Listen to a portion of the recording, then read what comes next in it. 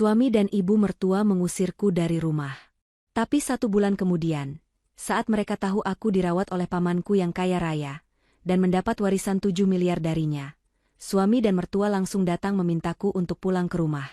Kalau aku tidak mau kembali, mereka mengancam akan menceraikanku dan menuntut harta gono gini dariku.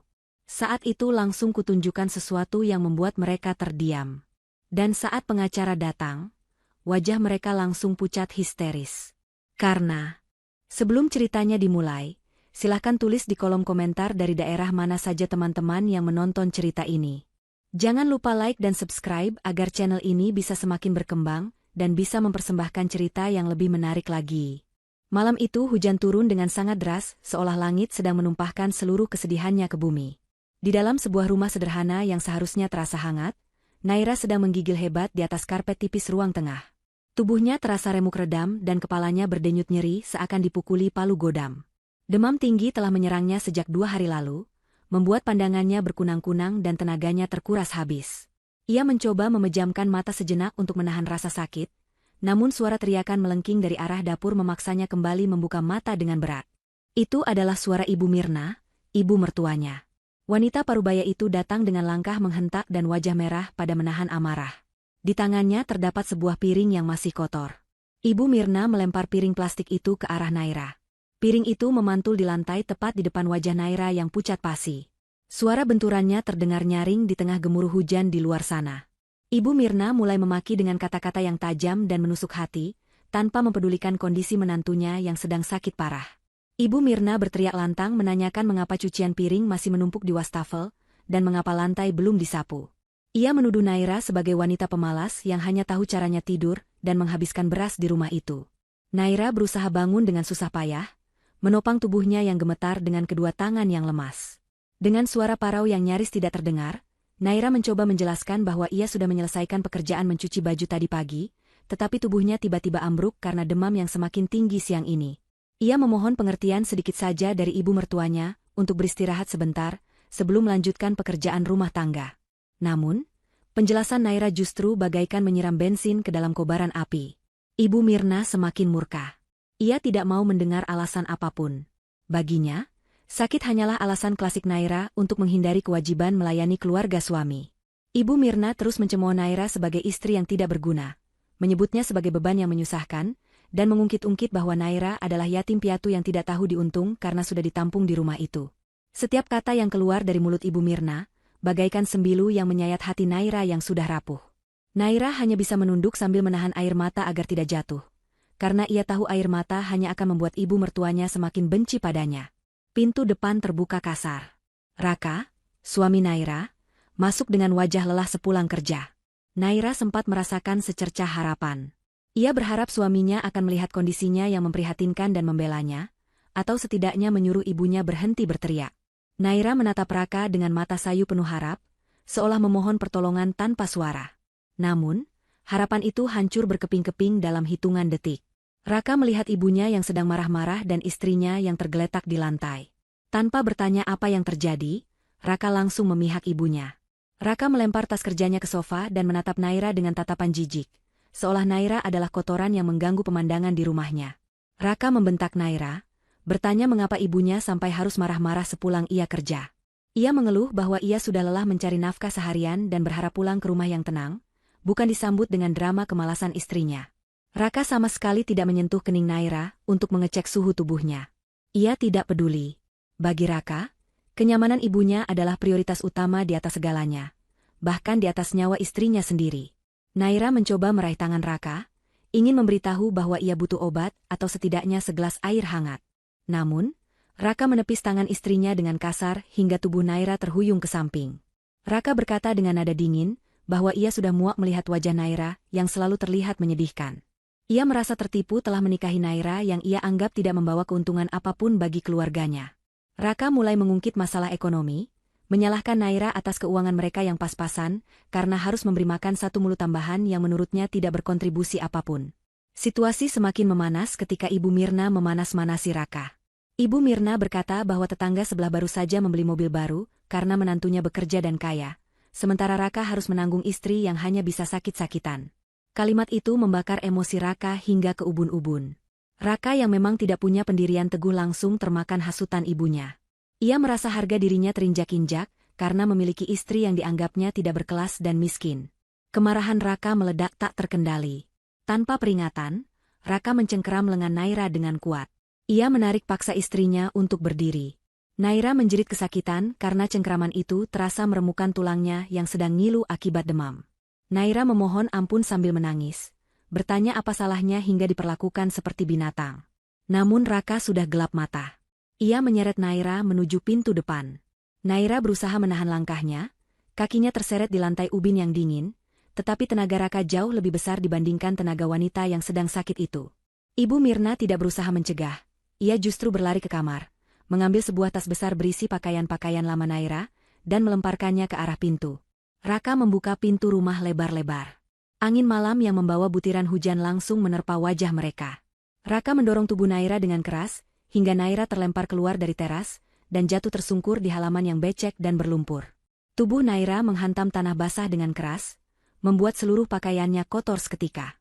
Air hujan yang dingin langsung membasahi tubuhnya yang panas karena demam, menciptakan sensasi menggigil yang menyakitkan hingga ke tulang sumsum. Raka berdiri di ambang pintu dengan tatapan penuh kebencian. Ia berteriak di tengah suara hujan, mengusir Naira dari rumah itu. Raka berkata bahwa ia tidak sudi lagi menampung wanita penyakitan yang hanya menjadi beban hidupnya. Ia mengancam Naira agar jangan pernah berani menginjakan kaki di rumah itu lagi kecuali Naira datang membawa uang yang banyak. Ibu Mirna muncul di belakang Raka, tersenyum puas melihat menantunya terbuang seperti sampah. Ibu Mirna melemparkan tas pakaian Naira ke kubangan air di dekat kaki Naira, lalu berkata bahwa tempat Naira memang pantas di jalanan, bukan di rumahnya yang terhormat. Pintu rumah itu kemudian dibanting dengan keras di depan wajah Naira. Suara kunci diputar dari dalam terdengar sangat menyakitkan, menandakan bahwa akses Naira ke satu-satunya tempat berlindung telah tertutup rapat. Naira ditinggalkan sendirian dalam kegelapan malam, di bawah guyuran hujan deras, tanpa uang sepeser pun, dan tanpa arah tujuan.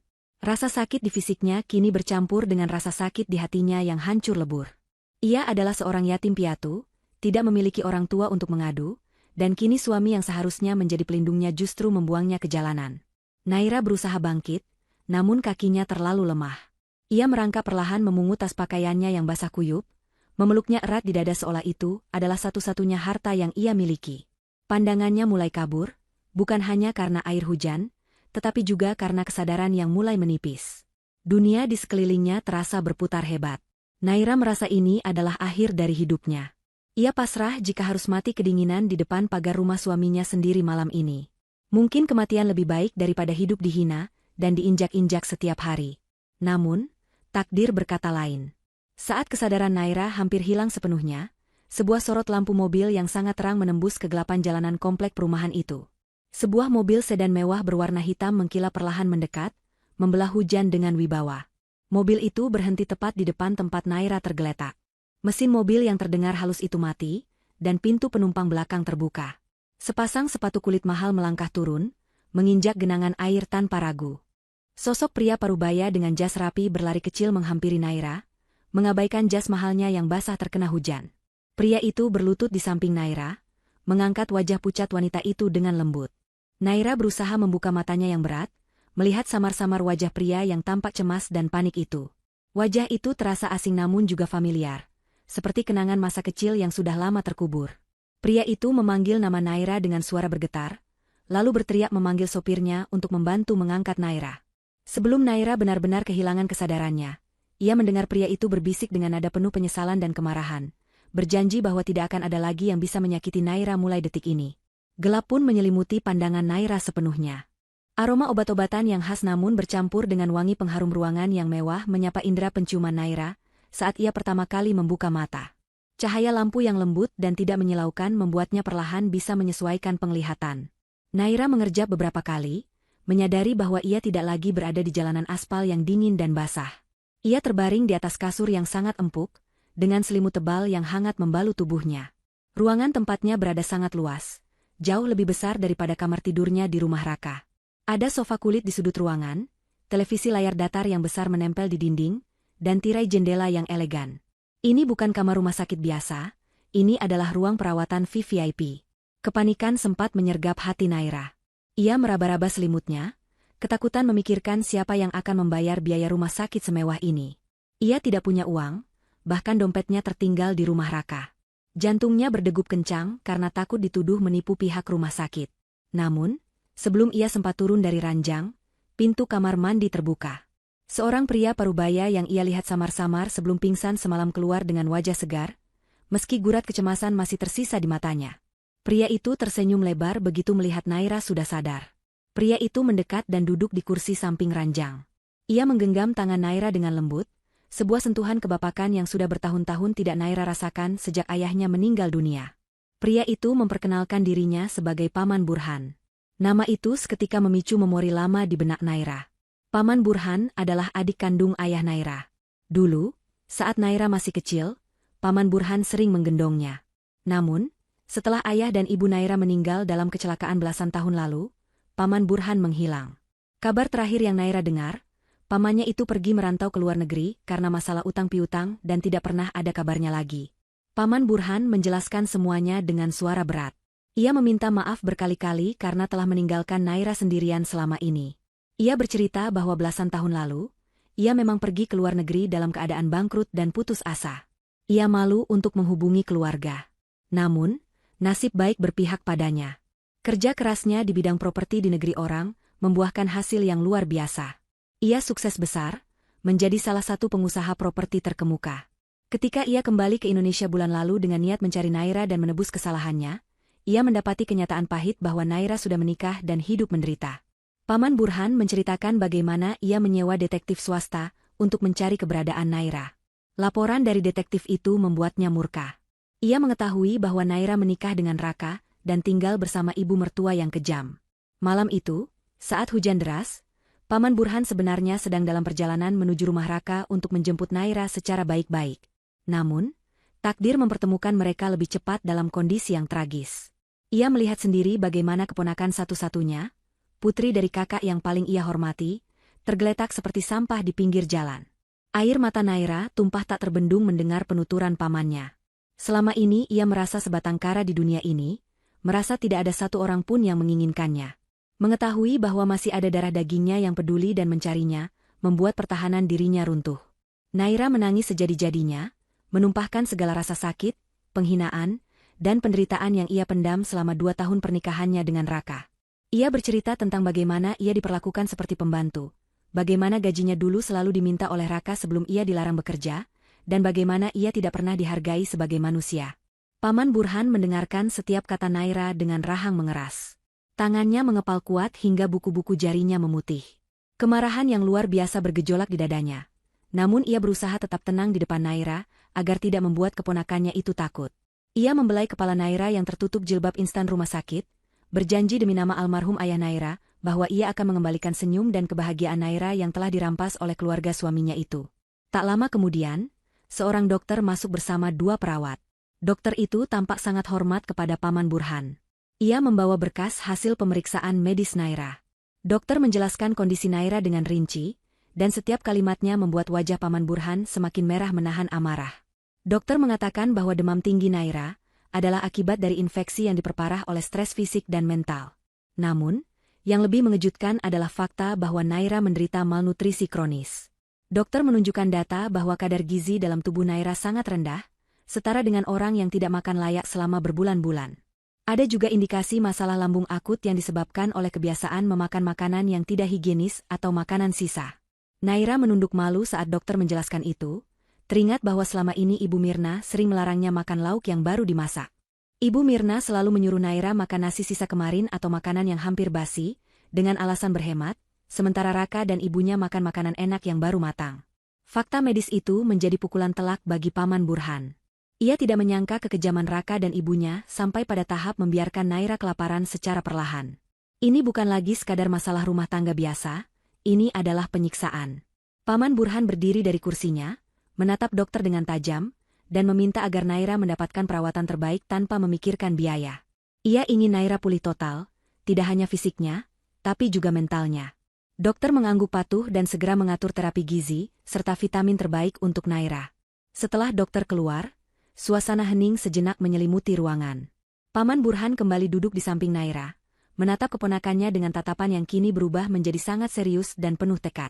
Ia memegang kedua bahu Naira, menatap lurus ke dalam mata wanita yang masih menyisakan jejak air mata itu.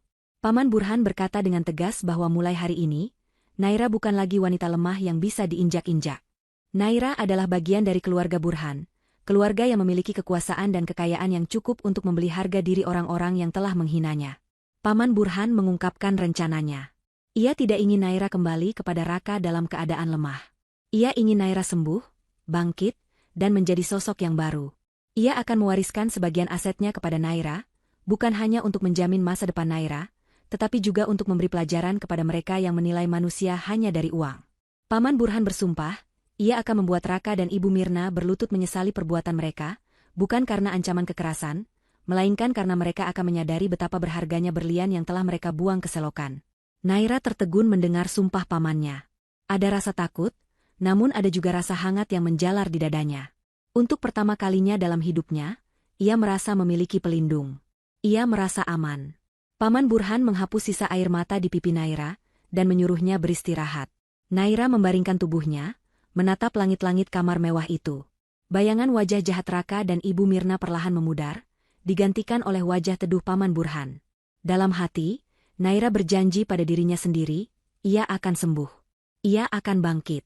Dan ia tidak akan pernah membiarkan siapapun menyakiti dirinya lagi. Di luar jendela kamar rumah sakit, hujan sudah reda, menyisakan langit yang mulai cerah, seolah menjadi pertanda bahwa badai dalam hidup Naira pun akan segera berlalu. 1 bulan telah berlalu sejak malam kelabu yang mengubah hidup Naira. Waktu seolah berjalan dengan kecepatan yang berbeda bagi dua sisi kehidupan yang kini bertolak belakang.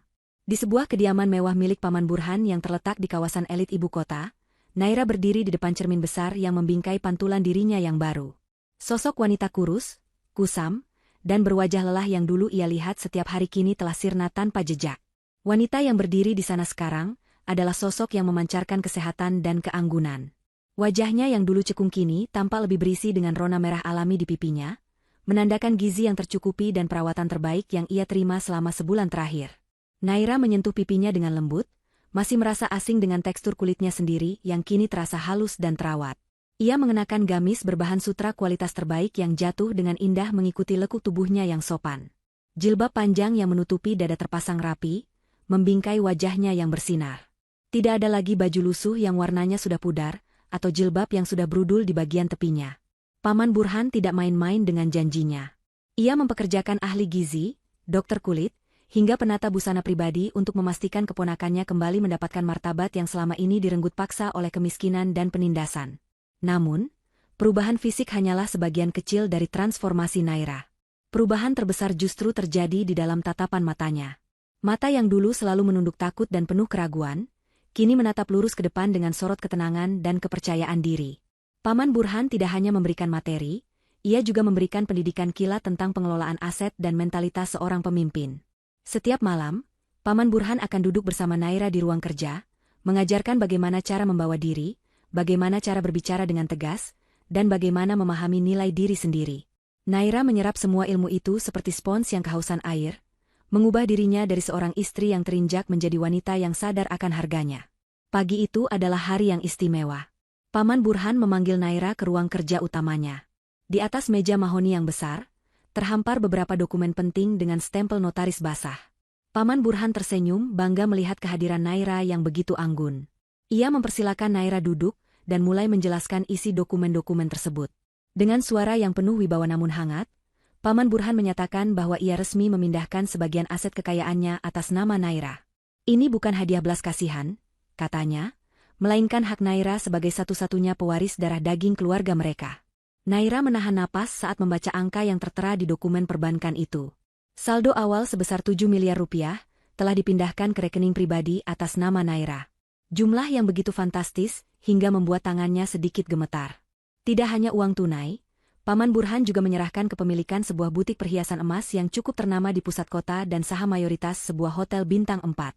Paman Burhan menegaskan bahwa Naira memiliki otoritas penuh atas aset-aset ini.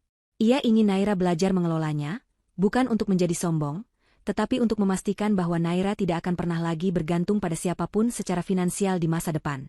Sementara itu, di belahan kota yang lain, suasana di rumah Raka dan Ibu Mirna justru semakin suram dan kacau balau. Rumah yang dulu selalu bersih dan rapi berkat kerja keras Naira, kini tampak seperti kapal pecah. Piring kotor menumpuk tinggi di wastafel, hingga menimbulkan bau tidak sedap yang menyebar ke seluruh ruangan. Lantai rumah terasa lengket dan berdebu, karena tidak pernah disapu dengan benar. Tumpukan pakaian kotor menggunung di sudut kamar mandi, menunggu untuk dicuci namun tak ada satupun yang mau menyentuhnya.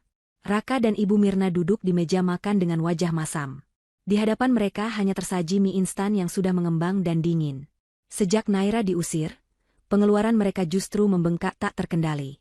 Dulu, Naira bisa mengatur uang belanja yang sedikit untuk memasak makanan sehat setiap hari. Sekarang, tanpa Naira, mereka terbiasa membeli makanan matang di luar yang harganya jauh lebih mahal.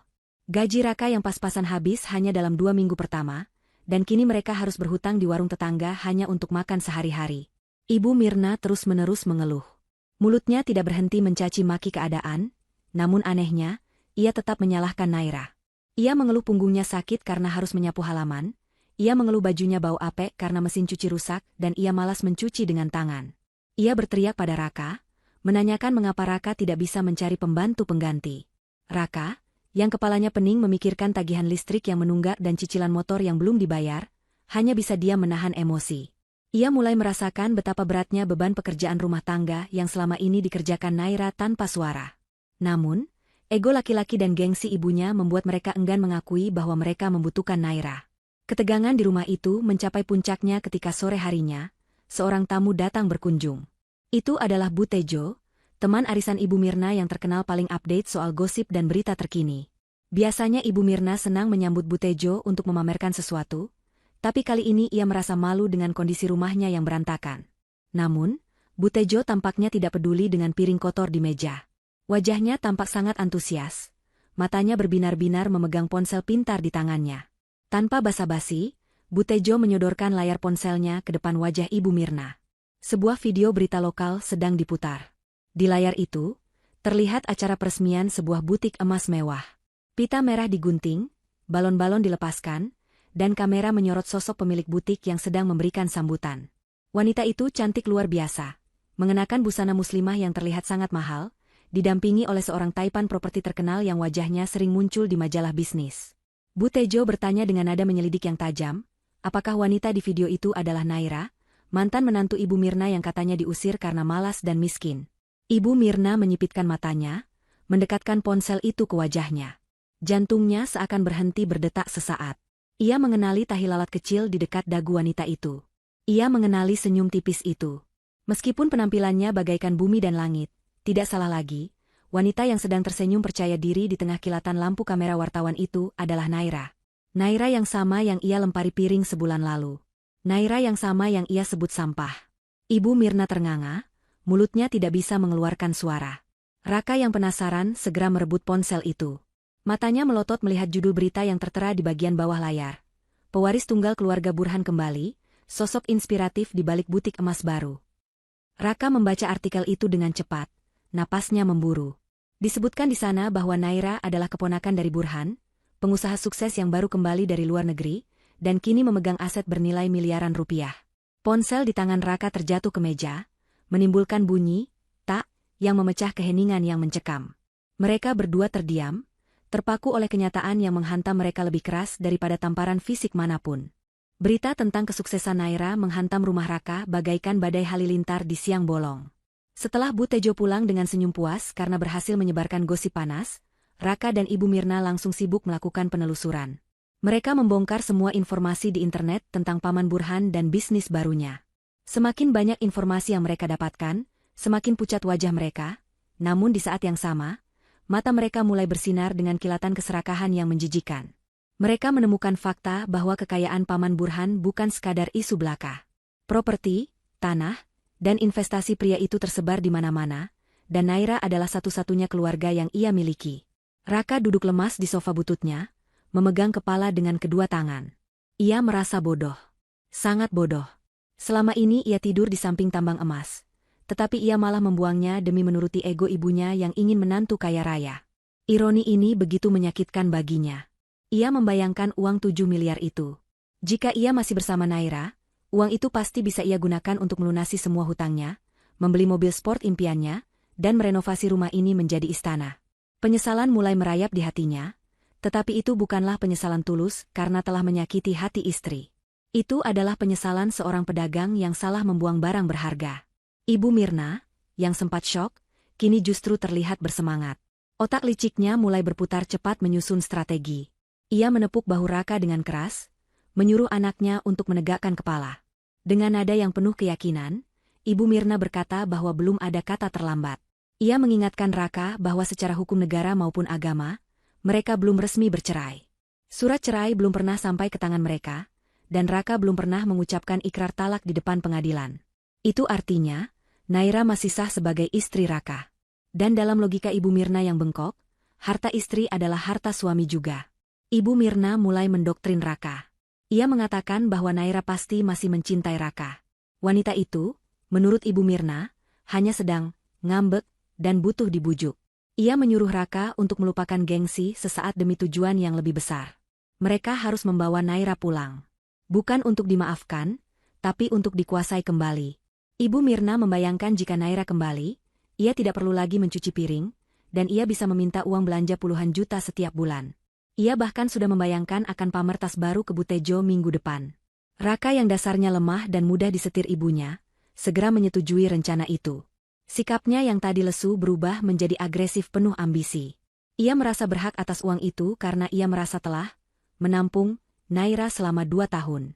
Ia menganggap uang warisan itu sebagai kompensasi atas biaya hidup Naira yang dulu ia keluarkan. Raka segera mengambil ponselnya, mencari nomor Naira yang sudah sebulan ini tidak pernah ia hubungi. Terakhir kali ia melihat nama kontak itu adalah saat ia mengirim pesan caci maki setelah mengusirnya. Raka mulai menyusun kata-kata manis. Ia berlatih di depan cermin, mengatur ekspresi wajah dan nada suaranya agar terdengar sedih, rindu, dan penuh penyesalan. Ia akan berpura-pura bahwa ibunya sakit keras karena memikirkan Naira, dan bahwa ia sendiri sangat menderita karena kehilangan belahan jiwanya. Raka yakin Naira yang dulu polos dan penurut akan luluh dengan sedikit air mata buaya dan kata-kata manis. Ia menekan tombol panggil dengan jari gemetar penuh harap. Di seberang sana, di sebuah taman belakang rumah mewah yang asri, Naira sedang duduk santai menikmati teh sore sambil membaca buku tentang manajemen bisnis. Ponselnya bergetar di atas meja marmer. Naira melirik layar ponselnya dan melihat nama, Mas Raka, muncul di sana. Jantungnya sempat berdesir, sebuah refleks trauma masa lalu yang belum sepenuhnya hilang. Namun, desiran itu hanya bertahan sedetik. Ia menarik napas panjang, mengingat siapa dirinya sekarang, mengingat dukungan Paman Burhan, dan mengingat betapa kejamnya pria yang sedang meneleponnya itu. Naira mengangkat telepon itu, tetapi ia tidak bersuara. Ia hanya diam, membiarkan Raka berbicara lebih dulu. Terdengar suara Raka yang dibuat-buat, bergetar dan mendayu-dayu. Raka memanggilnya dengan sebutan, sayang, dan cintaku. Sebutan yang sudah bertahun-tahun tidak pernah Naira dengar. Raka mulai melancarkan aksinya, mengatakan betapa hampa rumah tanpa kehadiran Naira, betapa ia sangat menyesal telah emosi malam itu, dan betapa Ibu Mirna sekarang jatuh sakit karena terus menangis memanggil nama Naira. Raka memohon agar Naira pulang, berjanji akan memperbaiki semuanya dan memulai lembaran baru sebagai keluarga yang bahagia. Mendengar semua bualan itu, Naira tidak merasa tersentuh sedikitpun. Justru rasa mual yang hebat menyerang perutnya. Ia merasa jijik. Ia tahu betul watak suaminya dan mertuanya. Jika ia tidak mendapatkan warisan ini, Raka tidak akan pernah sudi meneleponnya, apalagi memohon seperti ini. Kepalsuan dalam suara Raka begitu kental hingga Naira bisa merasakannya. Naira tersenyum sinis, sebuah senyuman dingin yang menandakan matinya rasa cinta di hatinya. Tanpa mengucapkan satu patah kata pun, tanpa memberikan kesempatan Raka untuk menyelesaikan dramanya, Naira mematikan sambungan telepon itu. Jari jempolnya dengan tegas menekan tombol blokir pada kontak Raka. Kemudian, ia melakukan hal yang sama pada nomor Ibu Mirna dan nomor telepon rumah mereka. Ia menutup akses bagi racun masa lalu yang mencoba menyusup kembali ke hidupnya. Naira meletakkan ponselnya kembali, mengangkat cangkir tehnya, dan menyesapnya dengan tenang. Teh itu terasa jauh lebih nikmat dari biasanya. Ia merasa menang. Di ujung sana, Raka menatap layar ponselnya dengan tatapan tidak percaya. Sambungan terputus begitu saja. Ketika ia mencoba menelepon kembali, nada sibuk yang panjang terdengar berulang-ulang. Ia mencoba mengirim pesan WhatsApp, namun centang satu abu-abu menjadi jawaban bahwa ia telah diblokir. Raka membanting ponselnya ke sofa dengan geram. Wajahnya memerah pada menahan amarah dan malu. Rencananya gagal total di langkah pertama. Ibu Mirna yang melihat reaksi Raka langsung paham apa yang terjadi. Namun, wanita tua itu tidak menyerah. Matanya menyala-nyala penuh kemarahan dan ketamakan. Ia berdiri, berkacak pinggang, dan berkata dengan suara lantang bahwa jika cara halus tidak berhasil, mereka akan menggunakan cara kasar. Jika Naira tidak mau dihubungi lewat telepon, mereka akan mendatangi Naira secara langsung. Mereka akan membuat keributan jika perlu, mempermalukan Naira di depan umum agar wanita itu tidak punya pilihan selain menuruti kemauan mereka. Raka mengangguk setuju, dendam mulai tumbuh di hatinya menggantikan rasa cinta palsu tadi. Mereka pun mulai merencanakan aksi penjemputan paksa yang akan menjadi awal dari kehancuran mereka sendiri. Siang itu matahari bersinar cukup terik, namun di dalam sebuah restoran keluarga bintang 5 yang terletak di pusat kota, udara terasa sejuk dan menenangkan berkat pendingin ruangan yang diatur sempurna. Restoran ini adalah tempat yang sangat eksklusif, dengan lantai marmer yang mengkilap, lampu gantung kristal yang memantulkan cahaya keemasan, dan alunan musik piano klasik yang dimainkan secara langsung di sudut ruangan. Di salah satu meja yang menghadap ke taman buatan yang asri, Naira duduk dengan tenang. Ia sedang mempelajari proposal pengembangan bisnis butik emasnya yang baru saja dibuka. Di hadapannya tersaji hidangan penutup yang tertata cantik dan segelas jus jeruk segar. Naira terlihat begitu damai, menikmati setiap detik kehidupan barunya yang jauh dari bentakan dan hinaan.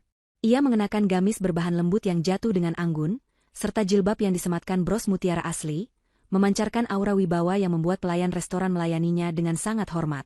Namun, kedamaian itu tidak berlangsung lama.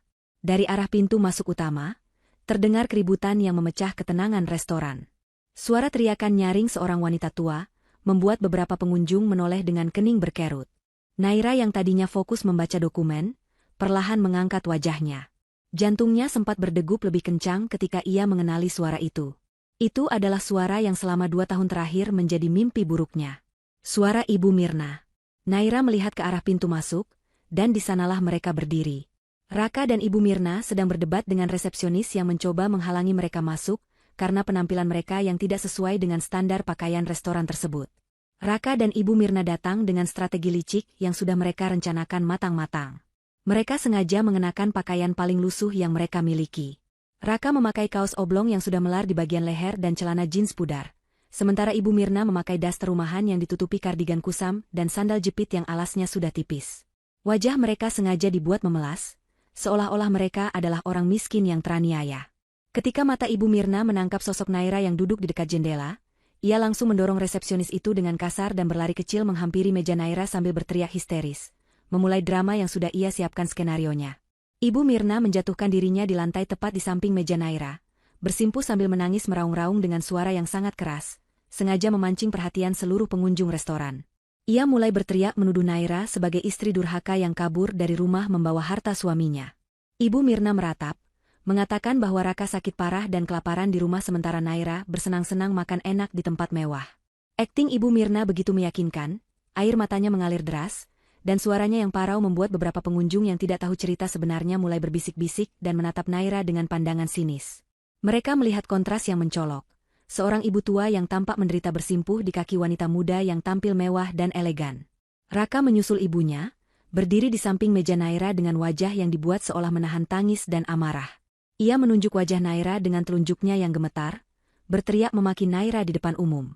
Raka mengatakan bahwa ia tidak menyangka Naira tega meninggalkan kewajibannya sebagai istri, hanya demi mengejar gaya hidup hedonis.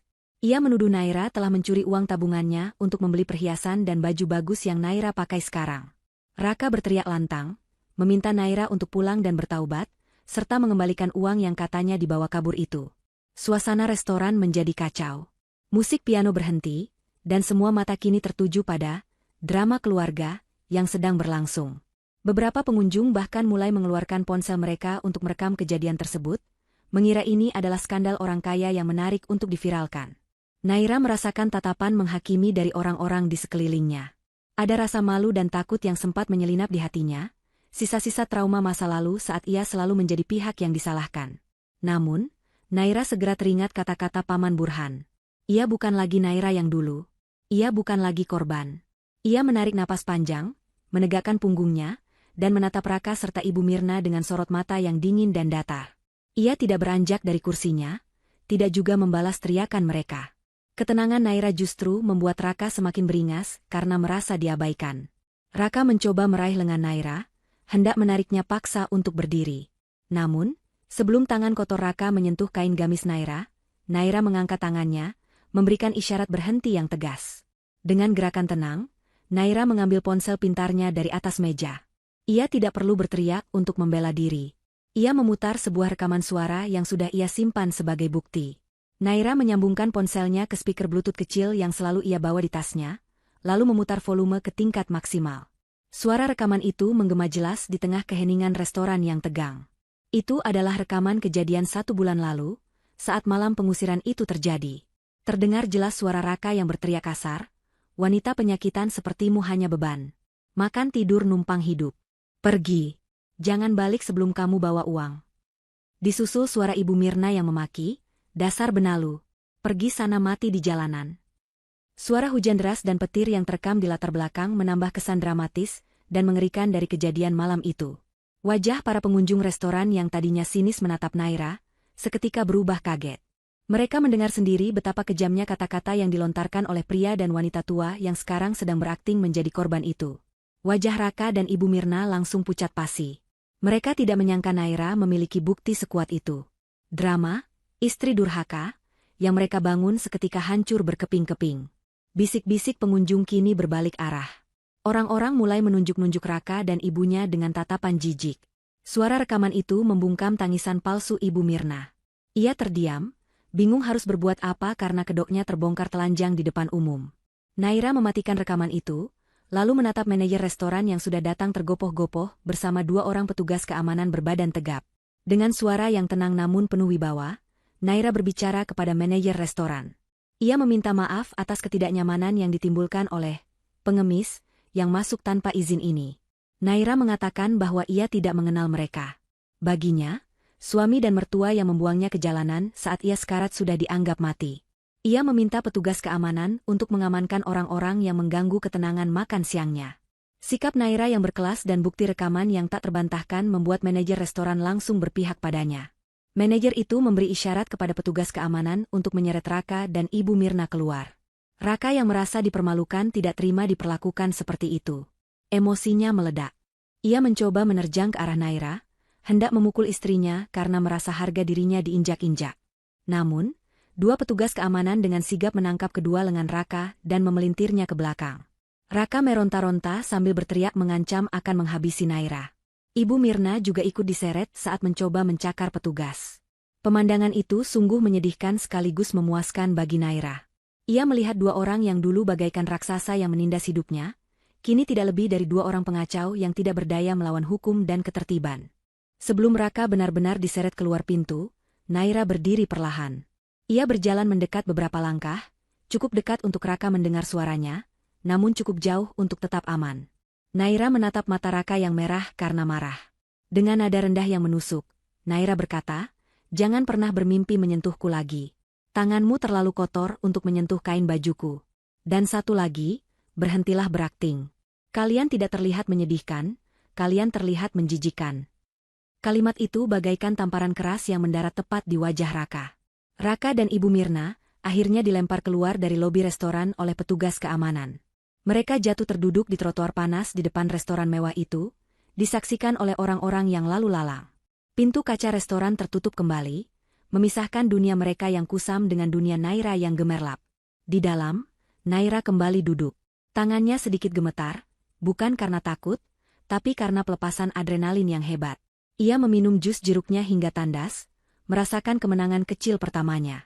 Ia sadar, ini baru permulaan. Raka dan ibunya adalah tipe manusia yang tidak akan berhenti hanya karena malu. Mereka pasti akan kembali dengan rencana yang lebih jahat. Tapi kali ini, Naira siap. Ia tidak akan lari. Ia akan menunggu mereka datang dan menghancurkan mereka sepenuhnya. Matahari mulai condong ke barat, menciptakan bayang-bayang panjang yang menyelimuti gerbang tinggi sebuah mensyan megah di kawasan elit. Di depan gerbang besi tempa yang kokoh itu, Raka dan Ibu Mirna berdiri dengan napas terengah-engah. Setelah diusir secara memalukan dari restoran, kemarahan dan keputusasaan mereka memuncak menjadi nekat. Mereka mengikuti mobil Naira dari kejauhan menggunakan taksi online, menghabiskan sisa uang terakhir di dompet Raka, hingga akhirnya sampai di depan istana tempat Naira kini tinggal bersama Paman Burhan. Kemewahan rumah itu membuat nyali mereka sempat menciut. Namun bayangan uang 7 miliar kembali membakar keserakahan di otak mereka. Raka memencet bel intercom di samping gerbang berulang kali dengan brutal. Ia berteriak-teriak memanggil nama Naira, mengabaikan kamera CCTV yang merekam setiap gerak-gerik mereka. Di dalam pos satpam, seorang penjaga keamanan bertubuh kekar menatap layar monitor dengan waspada, siap mengusir 2 orang asing yang tampak tidak waras itu. Namun, di ruang tamu utama Menshabn, Naira dan Paman Burhan juga sedang melihat layar monitor yang terhubung ke sistem keamanan rumah. Paman Burhan duduk di sofa kulitnya dengan wajah merah pada menahan amarah. Rahangnya mengeras melihat keberanian Raka dan ibunya yang datang mengganggu sampai ke rumah pribadinya. Paman Burhan hendak mengambil radio panggil untuk memerintahkan satpam mengusir mereka dengan kekerasan jika perlu. Ia tidak terima keponakannya diganggu lagi. Namun, tangan Naira menahan lengan pamannya dengan lembut. Naira menggelengkan kepala perlahan. Ia tahu, mengusir mereka hanya akan menunda masalah. Raka dan Ibu Mirna adalah jenis benalu yang akan terus menempel jika tidak dicabut sampai ke akarnya. Naira ingin menyelesaikan ini hari ini juga. Ia ingin mereka masuk, melihat sendiri betapa jauhnya perbedaan kelas di antara mereka sekarang, dan menjebak mereka dalam permainan hukum yang tidak akan bisa mereka menangkan. Naira meminta izin kepada pamannya untuk membiarkan mereka masuk. Paman Burhan awalnya keberatan, khawatir Naira akan terluka lagi secara emosional. Namun melihat keteguhan di mata Naira, Paman Burhan akhirnya luluh. Ia mengagumi keberanian baru yang tumbuh dalam diri keponakannya. Paman Burhan mengangguk setuju, namun ia memberi syarat bahwa Pak Sanjaya, pengacara keluarganya, harus segera dipanggil untuk mendampingi pertemuan itu. Naira menyetujuinya. Perintah pun diberikan kepada satpam untuk membuka gerbang. Di luar, gerbang besi raksasa itu perlahan terbuka otomatis dengan suara berdengung halus. Raka dan Ibu Mirna saling berpandangan dengan senyum kemenangan yang licik. Mereka berpikir bahwa Naira akhirnya takut dan menyerah. Mereka merasa teror yang mereka lakukan berhasil. Dengan langkah angkuh, seolah-olah mereka adalah pemilik rumah itu, mereka berjalan melintasi halaman luas yang dihiasi taman bunga terawat dan air mancur marmer. Mata Ibu Mirna berbinar-binar liar menatap kemewahan di sekelilingnya. Ia melihat deretan mobil mewah di garasi yang terbuka, melihat pilar-pilar rumah yang menjulang tinggi, dan membayangkan dirinya menjadi nyonya di rumah ini. Raka berjalan dengan dada membusung. Ia merapikan kaos oblongnya yang kusut, berusaha terlihat berwibawa meski penampilannya sangat kontras dengan lingkungan sekitarnya. Di kepalanya, ia sudah menyusun kalimat ancaman yang menurutnya paling mematikan. Ia akan menggunakan kartu suami dan hukum pernikahan untuk menekan Naira. Ia yakin, wanita sebaik dan selembut Naira tidak akan tega melihat suaminya menderita, atau setidaknya akan takut dengan ancaman pengadilan. Raka buta akan fakta bahwa wanita yang akan ia temui bukanlah Naira yang dulu. Mereka tiba di pintu utama yang terbuat dari kayu jati ukiran setinggi 3 meter. Pintu itu dibuka oleh seorang asisten rumah tangga berseragam rapi. Raka dan Ibu Mirna melangkah masuk tanpa melepas alas kaki mereka yang kotor, meninggalkan jejak debu di lantai granit yang mengkilap. Asisten rumah tangga itu menatap risih namun tidak berani menegur. Di ruang tamu yang luas dan megah, Naira sudah duduk menunggu di sebuah kursi tunggal bak singgasana, sementara Paman Burhan berdiri di dekat jendela membelakangi mereka, memancarkan aura intimidasi yang kuat. Tanpa dipersilakan duduk, Raka dan Ibu Mirna langsung menghempaskan tubuh mereka di sofa panjang yang empuk. Ibu Mirna bahkan mengangkat kakinya ke atas meja kopi, sebuah tindakan yang sangat tidak sopan. Raka langsung membuka pembicaraan dengan nada tinggi, tidak mau basa-basi lagi. Ia menatap tajam ke arah Naira dan berkata dengan lantang, "Baguslah kamu sadar diri dan menyuruh kami masuk. Asal kamu tahu Naira, aku dan ibu sudah berkonsultasi dengan teman yang mengerti hukum. Kamu tidak bisa menikmati semua harta ini sendirian." Raka mulai mengeluarkan ancaman andalannya.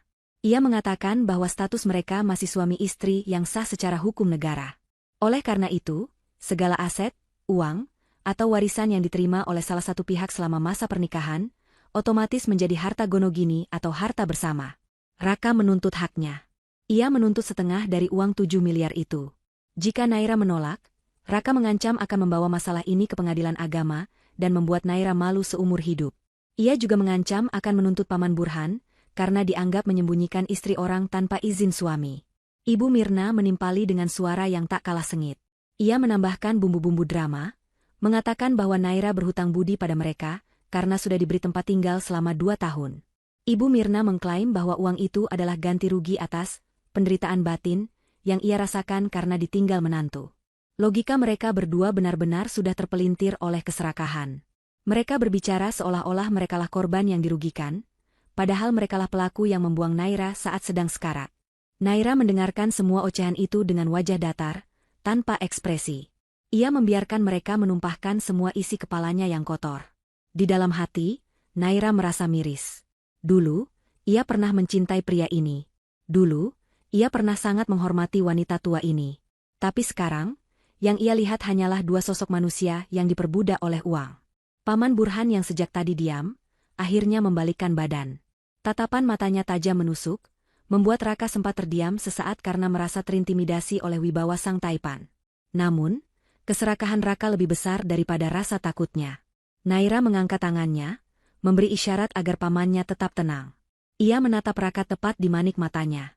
Dengan suara yang tenang namun dingin sedingin es, Naira bertanya, "Jadi, kalian datang ke sini hanya untuk uang? Bukan untuk minta maaf? Bukan untuk memperbaiki hubungan? Hanya uang?" Raka tertawa meremehkan, "Jangan naif, Naira. Cinta tidak bisa dimakan. Maaf tidak bisa membayar hutang. Tentu saja kami butuh uang itu. Itu hak aku sebagai suamimu. Kalau kamu mau selamat dari tuntutan hukum dan tidak mau kami permalukan lebih jauh, transfer 3,5 miliar ke rekeningku sekarang juga. Setelah itu, kamu bebas mau jadi istriku lagi atau mau cerai." Jawaban itu adalah konfirmasi terakhir yang Naira butuhkan. Tidak ada lagi setitik pun rasa ragu di hatinya. Ia tersenyum, sebuah senyuman misterius yang membuat bulu kuduk Raka meremang tanpa alasan yang jelas. Naira berdiri dari kursinya, berjalan perlahan menuju sebuah meja kerja di sudut ruangan, tempat sebuah map tebal sudah disiapkan. "Baiklah, Mas Raka," ucap Naira dengan nada yang terdengar seperti vonis hakim. "Kamu bicara soal hukum, kan? Kamu bicara soal hak suami istri? Kalau begitu, mari kita bicara dengan bahasa hukum yang sebenarnya. Aku senang kalian masuk ke kandang singa dengan sukarela." Naira menekan sebuah tombol di telepon rumah yang ada di meja. "Pak Sanjaya, silakan masuk. Tamu tak diundang kita sudah siap mendengarkan penjelasan Bapak." Pintu ruang kerja di samping ruang tamu terbuka. Seorang pria parubaya dengan setelan jas formal yang sangat rapi keluar membawa tumpukan dokumen. Wajahnya kaku, tanpa senyum, dan matanya memancarkan kecerdasan yang mematikan. Itu adalah Pak Sanjaya, pengacara top yang reputasinya dikenal tidak pernah kalah dalam sengketa harta. Melihat kehadiran pengacara itu, senyum kemenangan di wajah Raka dan Ibu Mirna perlahan memudar, digantikan oleh firasat buruk yang mulai merayapi punggung mereka. Mereka baru saja melangkah masuk ke dalam perangkap yang akan menghancurkan hidup mereka selamanya. Namun mereka belum menyadarinya. Kedatangan Pak Sanjaya ke dalam ruang tamu yang megah itu, seolah mengubah tekanan udara di sekitarnya. Pria parubaya dengan rambut yang mulai memutih namun tertata rapi itu melangkah dengan tenang, membawa aura otoritas yang tidak terbantahkan. Langkah sepatunya yang beradu dengan lantai granit terdengar tegas dan berirama, menciptakan gema yang mengintimidasi di ruangan yang luas tersebut. Ia tidak langsung duduk, melainkan berdiri di samping kursi Naira, meletakkan tumpukan dokumen tebal di atas meja marmer dengan gerakan yang lambat dan terukur, seolah sedang meletakkan senjata yang siap diledakkan. Raka dan Ibu Mirna yang tadinya duduk dengan posisi angkuh, sedikit membenarkan posisi duduk mereka. Naluri mereka menangkap sinyal bahaya, namun keserakahan yang sudah menutupi akal sehat membuat mereka menepis rasa takut itu. Dalam pikiran sempit Raka dan ibunya, kehadiran pengacara justru dianggap sebagai tanda kemenangan. Mereka berpikir bahwa Naira merasa terpojok oleh ancaman harta Gonogini yang mereka lontarkan tadi, sehingga memanggil pengacara untuk mengurus pembagian harta tersebut secara legal. Senyum licik kembali terukir di bibir Ibu Mirna. Ia menyenggol lengan Raka, berbisik pelan bahwa strategi mereka berhasil dan Naira pasti sudah menyerah. Ibu Mirna membayangkan pengacara itu akan menyodorkan cek atau formulir transfer uang. Dengan percaya diri yang meluap-luap, Ibu Mirna berdehem keras, mencoba mengambil alih kendali pembicaraan sebelum pengacara itu sempat membuka mulutnya. Ibu Mirna menatap Naira dengan dagu terangkat tinggi, tatapan matanya merendahkan seolah Naira masihlah menantu miskin yang bisa ia bentak sesuka hati di dapur kotornya dulu. Dengan suara yang dibuat-buat agar terdengar berwibawa namun justru terdengar cempreng menyakitkan telinga, Ibu Mirna berkata bahwa keputusan Naira untuk memanggil pengacara adalah langkah yang tepat agar semuanya jelas dan hitam di atas putih. Ia mengatakan bahwa sebagai mertua yang berbesar hati, ia bersedia memaafkan dosa Naira yang kabur dari rumah, asalkan pembagian harta ini dilakukan hari ini juga. Ibu Mirna bahkan dengan tidak tahu malunya mulai mendiktekan keinginannya, meminta agar uang bagian Raka ditransfer ke rekening pribadinya saja dengan alasan Raka sering teledor memegang uang. Padahal sebenarnya ia ingin menguasai uang itu sepenuhnya. Raka tidak mau kalah. Ia merogoh saku celana jeansnya yang kusam dan mengeluarkan selembar kertas lecek yang sudah dilipat-lipat tidak rapi. Itu adalah surat perjanjian yang ia tulis tangan semalam dengan terburu-buru, menggunakan tinta pulpen yang tintanya kadang macet. Dengan penuh percaya diri, Raka menyodorkan kertas kumal itu ke atas meja marmer yang mengkilap, tepat di sebelah dokumen rapi milik Pak Sanjaya. Kontras antara kertas lecek tulisan tangan Raka dengan dokumen legal berstandar tinggi milik Pak Sanjaya terlihat sangat menggelikan, bagaikan sampah yang bersanding dengan berlian. Namun Raka tidak memiliki kepekaan untuk menyadari betapa memalukannya tindakannya itu. Raka menjelaskan isi surat itu dengan nada menuntut. Ia berkata bahwa di kertas itu tertulis poin-poin kesepakatan damai. Poin utamanya adalah Naira harus menyerahkan 50% dari total aset yang ia terima dari Paman Burhan, ditambah 1 unit mobil mewah sebagai kompensasi transportasi Raka.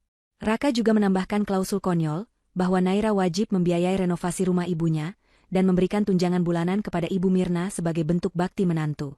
Raka merasa tuntutan itu sangat masuk akal karena menurut logikanya, istri adalah milik suami, sehingga rezeki istri adalah rezeki suami juga. Ia berbicara dengan berapi-api, seolah sedang membacakan titah raja yang tidak boleh dibantah. Naira mendengarkan semua ocehan itu tanpa menyela sedikitpun. Wajahnya tenang bagaikan permukaan danau yang tidak terusik angin. Namun di balik ketenangan itu, tersimpan rasa kasihan yang mendalam. Bukan kasihan karena simpati, melainkan kasihan melihat betapa rendahnya martabat manusia ketika sudah diperbudak oleh cinta dunia. Ia menatap kertas lecek di meja itu, membaca sekilas tulisan cakar ayam Raka yang penuh dengan kesalahan ejaan dan kalimat yang tidak nyambung. Dulu, ia pernah menganggap Raka sebagai pemimpin, sebagai imam yang akan membimbingnya. Kini, ia melihat Raka hanyalah seorang laki-laki dewasa yang terjebak dalam tubuh anak kecil yang manja dan serakah. Setelah Raka selesai membacakan tuntutannya dengan napas terengah-engah karena terlalu bersemangat, keheningan menyelimuti ruangan itu selama beberapa detik. Hanya suara detak jam dinding antik yang terdengar. Paman Burhan masih berdiri mematung di dekat jendela, menahan diri sekuat tenaga untuk tidak melempar kedua tamu tak diundang itu keluar jendela. Ia menyerahkan panggung sepenuhnya kepada Naira, ingin melihat keponakannya memberikan pukulan telak terakhir. Pak Sanjaya melirik Naira, menunggu kode. Naira tersenyum tipis, lalu memajukan tubuhnya sedikit, menatap Raka dan Ibu Mirna bergantian. Naira bertanya dengan suara lembut namun menusuk, apakah hanya itu yang mereka inginkan? Apakah harga diri mereka hanya senilai angka-angka yang mereka tulis di kertas kusam itu? Pertanyaan itu membuat Raka tersinggung.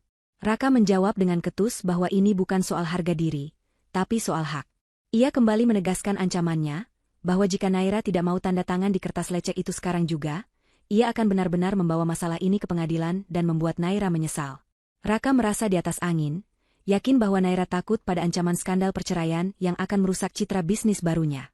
Namun, reaksi Naira sungguh di luar dugaan mereka. Naira tidak menangis, tidak memohon, dan tidak terlihat takut.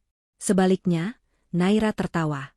Tawa kecil yang renyah, namun terdengar sangat mengerikan di telinga Raka karena syarat dengan nada ejekan yang halus.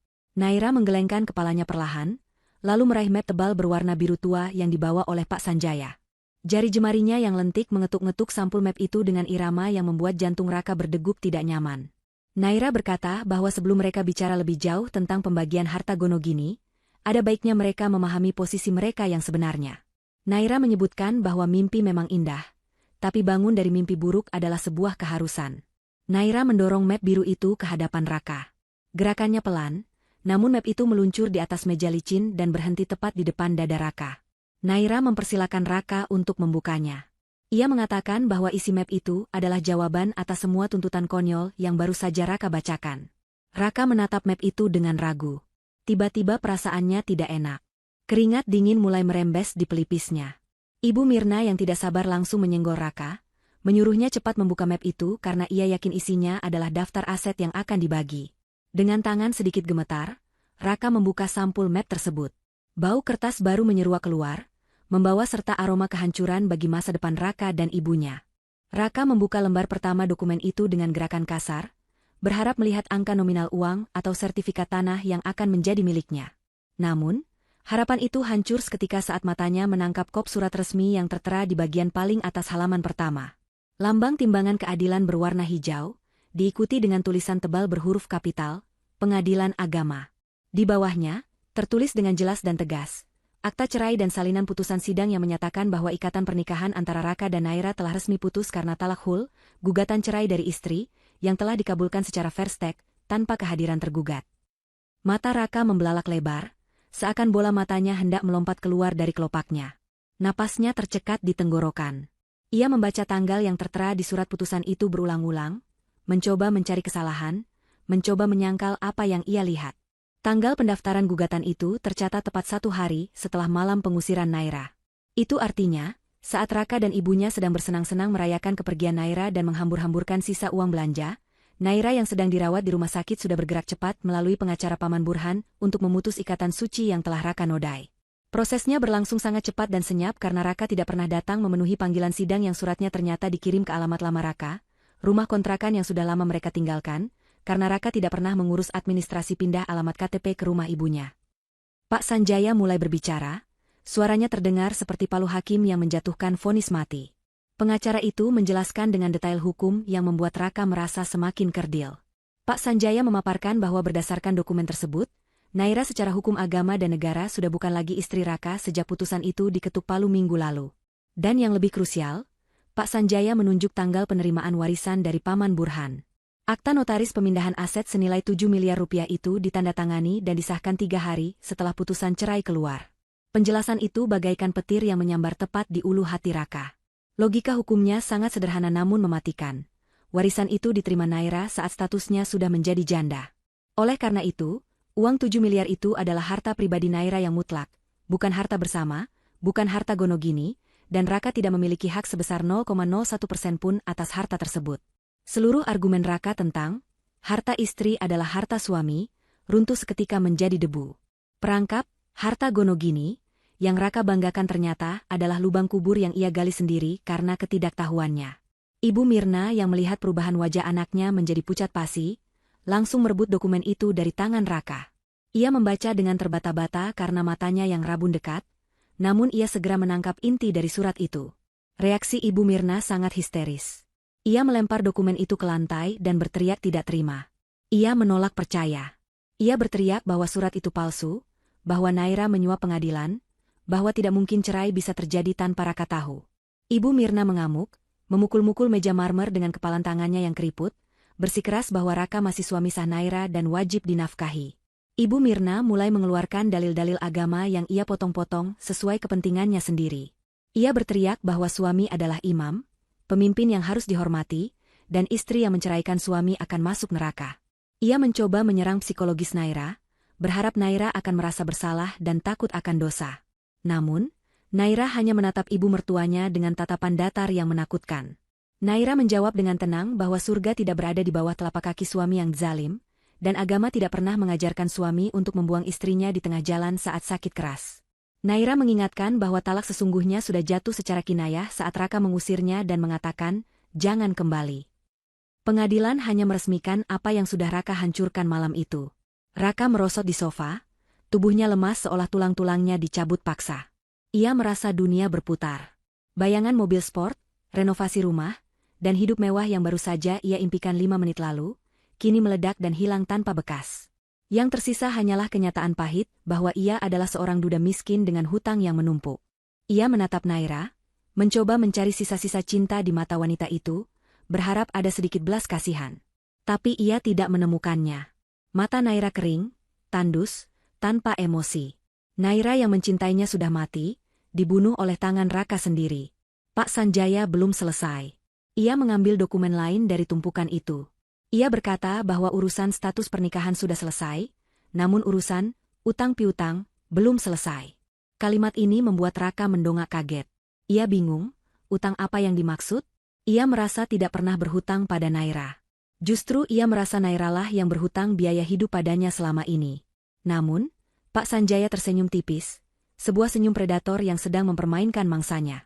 Pak Sanjaya menjelaskan bahwa selama pernikahan, Naira memiliki aset bawaan berupa tabungan dari mendiang ayahnya yang disimpan dalam rekening khusus. Buku tabungan dan kartu ATM rekening tersebut dipegang oleh Raka dengan alasan, disimpan agar aman. Naira yang dulu lugu dan percaya penuh pada suaminya, menyerahkan begitu saja. Namun, Investigasi tim forensik keuangan Pak Sanjaya menemukan fakta yang mengejutkan. Rekening itu, yang seharusnya berisi dana darurat masa depan Naira, ternyata aktif melakukan transaksi penarikan tunai dan transfer selama 2 tahun terakhir. Raka mulai gemetar hebat. Keringat dingin kini mengucur deras membasahi kaos oblongnya. Ia ingat betul rekening itu.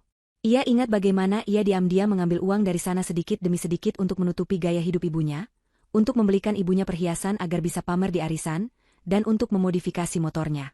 Ia pikir Naira tidak akan pernah tahu karena Naira tidak pernah ke bank. Ia pikir Naira bodoh. Ternyata, kejahatannya meninggalkan jejak digital yang tidak bisa dihapus. Pak Sanjaya menunjukkan lembaran rekening koran yang sudah ditandai dengan stabilo kuning. Ratusan juta rupiah mengalir keluar untuk keperluan yang tidak ada hubungannya dengan rumah tangga, melainkan untuk kesenangan pribadi Raka dan ibunya. Pak Sanjaya menyebutkan total angka kerugian yang dialami Naira, 500 juta rupiah. Itu adalah nominal penggelapan dana dan pencurian dalam rumah tangga yang bisa menyeret Raka ke balik jeruji besi, dengan ancaman hukuman penjara bertahun-tahun. Ibu Mirna yang mendengar angka 500 juta langsung terdiam 1000 bahasa. Wajahnya yang merah karena marah kini berubah menjadi putih kapur. Ia tahu persis kemana uang itu pergi. Sebagian besar uang itu berubah menjadi gelang emas yang melingkar di tangannya sekarang, menjadi baju-baju mahal di lemarinya, dan menjadi makanan enak yang masuk ke perutnya. Ia tidak menyangka bahwa uang yang Raka berikan selama ini adalah hasil mencuri dari menantu yang ia hina miskin. Ironi ini begitu menamparnya. Ia menghina Naira miskin, padahal selama ini ia hidup dari uang Naira. Naira berdiri perlahan, menatap kedua orang yang kini tampak seperti pesakitan itu. Ia berkata bahwa ia tidak butuh uang 500 juta itu kembali. Bagi Naira yang sekarang, uang segitu tidak ada artinya dibandingkan dengan harga dirinya. Namun, ia butuh keadilan. Naira memberikan pilihan kepada Raka, kembalikan uang itu sekarang juga detik ini, atau Pak Sanjaya akan langsung menelepon polisi yang sudah menunggu di pos satpam depan untuk membuat laporan resmi. Pilihan itu bagaikan buah simalakama bagi Raka. Ia tidak punya uang sepeser pun. Saldo di rekeningnya nol, hartanya minus. Ia menatap ibunya, berharap ibunya punya simpanan. Tapi Ibu Mirna menggeleng lemah dengan mata terbelalak ketakutan. Gelang emasnya palsu, sudah digadaikan diam-diam, sisa uangnya habis. Mereka benar-benar tamat. Raka sadar, ia tidak hanya kehilangan kesempatan menjadi kaya, tapi ia juga berada di ambang pintu penjara. Suasana ruangan menjadi sangat mencekam, diwarnai oleh suara napas Raka yang memburu karena panik dan isak tangis ketakutan Ibu Mirna, yang mulai menyadari bahwa karma sedang datang menjemput mereka dengan kecepatan penuh. Suasana di dalam ruang tamu megah kediaman Paman Burhan berubah, menjadi arena pengadilan yang mencekam bagi Raka dan Ibu Mirna. Udara dingin dari pendingin ruangan terasa menusuk tulang, seirama dengan dinginnya tatapan Naira yang kini memegang kendali penuh atas nasib kedua orang yang pernah menyiksanya itu. Pengungkapan fakta mengenai penggelapan dana sebesar 500 juta rupiah telah melumpuhkan arogansi Raka. Pria yang tadi masuk dengan dada membusung dan suara lantang menuntut harta, kini menciut seperti kerupuk yang terkena air. Tubuhnya gemetar hebat di atas sofa kulit yang mahal, keringat dingin membasahi punggungnya, dan wajahnya pucat pasi seolah darah telah berhenti mengalir di nadinya. Pak Sanjaya, dengan ketenangan seorang eksekutor hukum yang berpengalaman, meletakkan bukti mutasi rekening itu tepat di hadapan Raka. Ia menjelaskan dengan nada datar namun menekan bahwa setiap transaksi tercatat dengan rapi. Uang tabungan mendiang ayah Naira yang seharusnya menjadi dana darurat, telah ditarik secara berkala oleh Raka selama 2 tahun pernikahan mereka. Jejak digital menunjukkan uang itu mengalir ke rekening pribadi Raka, lalu digunakan untuk membayar cicilan mobil yang diatasnamakan ibunya, membeli perhiasan emas, membayar tagihan kartu kredit Ibu Mirna yang membengkak karena belanja barang mewah, hingga mentraktir teman-teman Raka untuk menjaga gengsi sosialnya. Ibu Mirna menatap Raka dengan mata melotot, seakan bola matanya hendak keluar. Ia tidak menyangka bahwa kemewahan semu yang ia nikmati selama ini berasal dari uang menantu yang selalu ia hina sebagai orang miskin dan benalu. Selama ini Raka selalu berbohong padanya, mengatakan bahwa uang itu adalah hasil bonus kerja atau kenaikan gaji. Ibu Mirna merasa tertipu, namun anehnya, ia tidak merasa bersalah telah memakan uang hak anak yatim piatu. Yang ia rasakan hanyalah ketakutan luar biasa akan kemiskinan dan penjara yang membayang di depan mata. Ia mulai menyalahkan Raka dalam hatinya, menganggap anaknya bodoh karena ketahuan. Naira memecah keheningan dengan suara yang tegas. Ia memberikan ultimatum yang tidak bisa ditawar. Naira berkata bahwa ia memberikan waktu 5 menit bagi Raka untuk mengembalikan uang 500 juta itu sekarang juga, detik ini juga, ke rekeningnya. Jika uang itu tidak masuk dalam 5 menit, maka Pak Sanjaya akan langsung menyerahkan berkas bukti ini ke kepolisian. Naira menekankan bahwa pasal pencurian dalam rumah tangga dan penggelapan dana memiliki ancaman hukuman penjara di atas 4 tahun. Naira bertanya dengan nada menyindir, apakah Raka siap menghabiskan masa mudanya membusuk di dalam sel penjara yang sempit dan dingin, makan nasi cadong, dan tidur berdesakan dengan kriminal lain. Mendengar kata penjara, pertahanan mental Raka runtuh seketika. Ia langsung merosot dari sofa dan berlutut di lantai granit yang dingin, tepat di kaki Naira. Air mata buayanya tumpah. Raka menangis meraung-raung, memeluk kaki Naira, memohon ampun dengan suara yang serak dan menyedihkan. Pemandangan itu sungguh kontras dengan sikapnya 1 jam yang lalu, saat ia masih merasa berkuasa. Raka mengaku bahwa ia tidak punya uang. Rekeningnya kosong melompong. Uang 500 juta itu sudah habis tak bersisa, menguap menjadi gaya hidup dan gengsi yang sia-sia. Raka mulai meracau, mencari pembenaran atas dosanya. Ia berkata bahwa ia terpaksa mengambil uang itu, karena tuntutan Ibu Mirna yang selalu merengek minta dibelikan barang-barang bagus, agar tidak kalah saing dengan tetangga. Raka menunjuk ibunya sendiri dengan jari gemetar, menuduh bahwa ibunyalah yang memaksanya untuk tampil kaya. Ia berkata bahwa ia melakukan itu demi membahagiakan ibunya, jadi seharusnya ibunya juga ikut bertanggung jawab. Raka berusaha mencuci tangan, melemparkan kesalahan kepada wanita yang melahirkannya demi menyelamatkan dirinya sendiri dari ancaman penjara. Ibu Mirna yang mendengar tuduhan anaknya langsung murka. Ia berdiri dan menendang bahu Raka dengan keras, hingga Raka terguling di lantai. Ibu Mirna berteriak histeris, tidak terima disalahkan. Ia memaki Raka sebagai anak tidak tahu diuntung, anak durhaka yang berani menuduh ibunya sendiri. Pertengkaran hebat pun pecah di antara ibu dan anak itu di hadapan Naira dan Paman Burhan. Mereka saling menyalahkan, saling membuka aib, dan saling menyerang seperti binatang buas yang terperangkap. Pemandangan itu sangat memalukan dan menjijikkan. Ikatan keluarga yang selama ini mereka banggakan ternyata serapuk kertas basah ketika dihadapkan pada masalah uang dan hukum. Naira menatap drama kehancuran itu dengan tatapan kosong.